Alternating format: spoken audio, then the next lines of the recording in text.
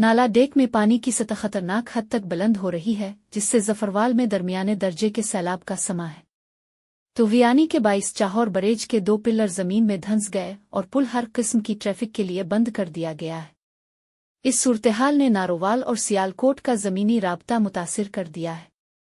Deputy commissioner Narowal Syed Hasan Raza और assistant commissioner Zafarwal ने मुतासरा पुल का दौरा किया और मुरम्मत के हंगामी इक़दामात का जायजा लिया। जस्तीवाला गांव के करीब हिफाजती बंद में कटाव पैदा हुआ, जिसे एक्सियन इरिगेशन नारोवाल की निगरानी में दरख्तों के तने पत्थर और मिट्टी डालकर मजबूत बनाया गया। डीसी नारोवाल ने निशेबी इलाकों के रिहायशियों को मोहतात रहने की हिदायत दी है।